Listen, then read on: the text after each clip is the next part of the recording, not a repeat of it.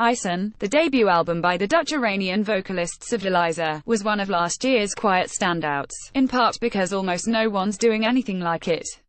For almost a decade now, artists have flirted with the unfairly maligned trip-hop genre, a bit embarrassedly and usually in the guise of something else, FKA Twigs filtering breathy vocals and loops through Altar B, The Weeknd working with East Thero's producer to bring out the genre's seedier side, artists like Flume adapting down-tempo arrangements for an EDM-accustomed world. But Ison, co-produced by Mucky and featuring lush strings by Mihai Pușcău, leaned wide into the genre, in its The Blue God era Martina Topley Bird incarnation, all its breakbeats, all its unabashedly cinematic instrumentation, and all its heady introspection.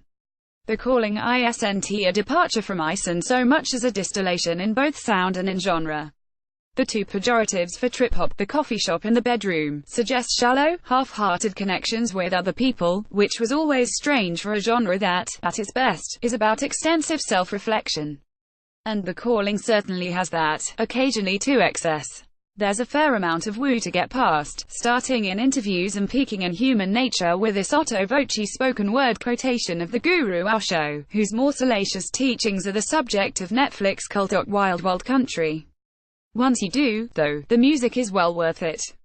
Sevdaliza's voice evokes the best bits of the genre's greats, Tracy Thorn's richness, Nicola Hitchcock's tremor, while adding distinctive melisma evoking her Iranian roots.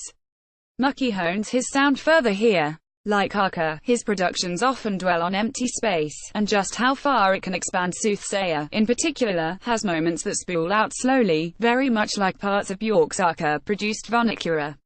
The Calling takes the best part of Ison, the strings, and makes them even more abundant and central.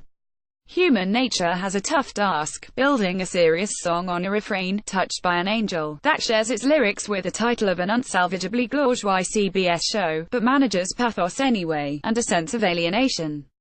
Sevdaliza's freestyled vocal is auto-tuned and vocoded into the uncanny. The track's a companion piece to the single Soul Sinkable, the most traditionally trip-hop piece here.